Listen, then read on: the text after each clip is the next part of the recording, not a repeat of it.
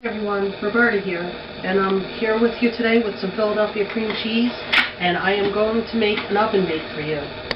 I'm going to preheat my oven to 350 degrees, 350, and as that's preheating, I have quite a few steps. I forgot to buy my hamburger, so I'm going to take my beef here, and it's just over 1.5 pounds. Usually this requires about 1.5 pounds, and I'm going to cut portions of it, and it's a cheap chuck roast, and I want to cut it up into this little blender here. Now, let me open it up, and I'm going to throw that in there. I've never done this before, so I'm not sure how well it'll work. And because I'm going to be using some scallions too, I'm going to throw my scallions right in there. I got these fresh from my garden. Aren't they pretty? Okay, and take one more piece of beef so that it's even. Alright. I'll put that lid right back on there and see how this turns out, because like I said, I've never done this before. Oops. Alright, we'll lock that into place and turn it on. Oops. I guess it would help if I plugged it in. Alrighty. Ready? I have a dish here. I'll put my meat in that. If you had hamburger, it would work a lot better, but you know what? Sometimes you have to just deal with what you have at that given time. So we'll put a couple more small pieces in there, and I'll be back with you in a few minutes when I'm done grinding my meat. Alright, I'm done grinding my meat. Now, I'm going to turn on my burner on a medium-high heat, and I like to use a dissipator to even out my heat a little better, because I have a gas stove. And I'm going to put the frying pan right on there. And in my frying pan, I'm going to put 1 stick of butter. Now, while that butter's melting a little bit, I'm going to open up a can of these biscuits. And I'm going to put them on the bottom of this pan. And I'm going to take each biscuit and I'm going to press them right out to the bottom of the pan that's covered. And so you can shut off. Yes. Alright, so in my pan here I have flattened out the biscuits, and I'm trying to cover the entire bottom the best I can. So just do the best you can. And over here I have my butter just about melted. Okay, my butter's melting in the pan. I'm going to take my fresh ground beef that I just ground up myself, and I'm going to put it in there. And it has my chives. That was about maybe about a 1/4 cup of chive diced up, just for some flavor. You could use onion instead if you like. Okay, so let my beef brown. My oven's preheated. I'm going to crack open this garlic here, and I'm going to put it right in my food processor. Now, I didn't wash it because it's all going to be cooked and it's all going to the same place. But I'll put that right in there. And I'm going to take my Kraft Philadelphia cream cheese, and I'm going to put that in my little blender-like thing with the garlic.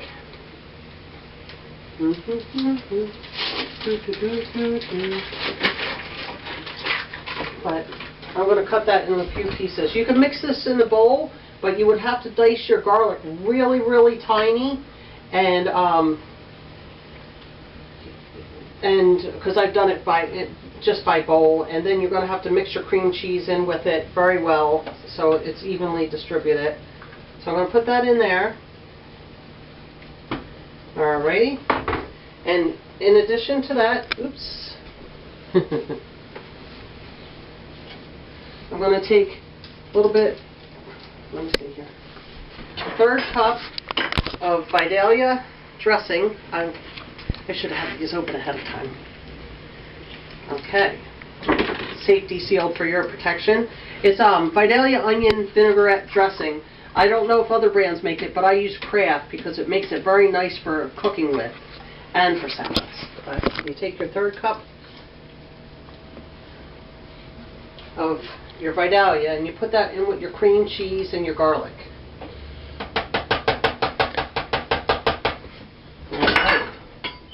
And we'll give this a mix here. We'll mix her right up. Oops, better plug it in again.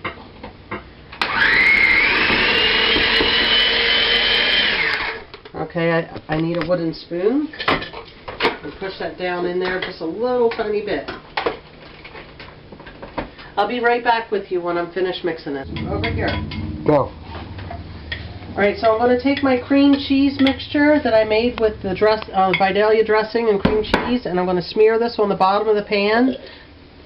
Just kind of even it out across the bottom of it.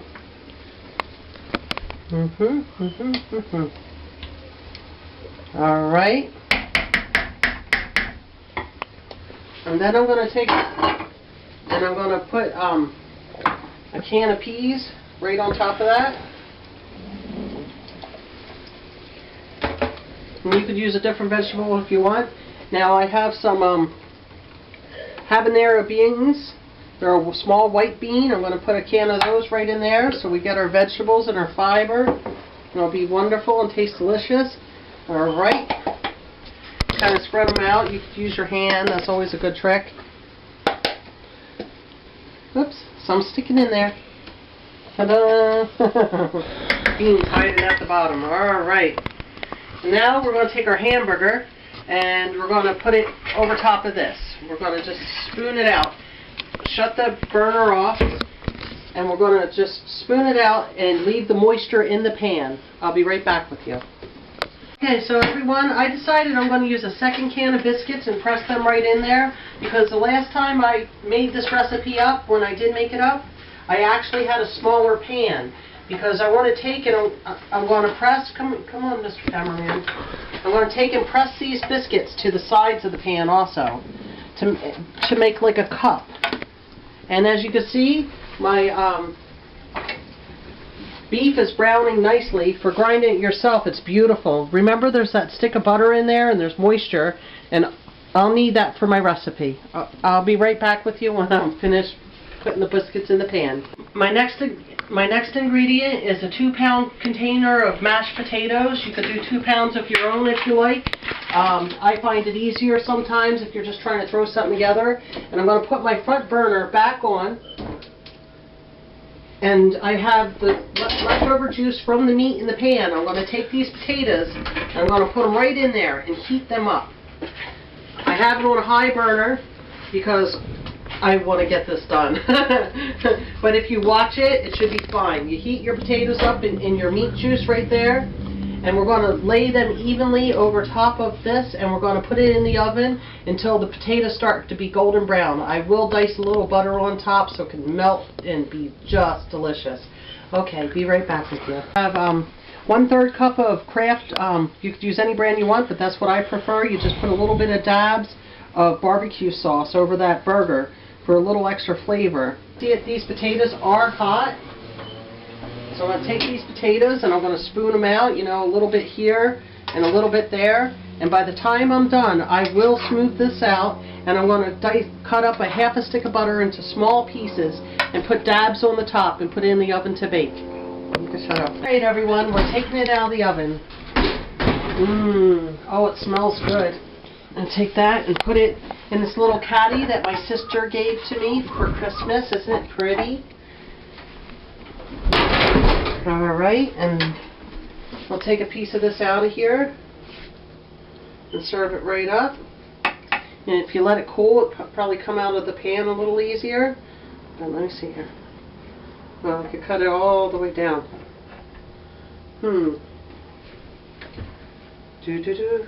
Do, do, do, do, do, do. Alright, get a spatula and get right underneath. Oh. Shit. So you see that? Isn't it pretty? And now for a taste. Although it's hot and just out of the oven.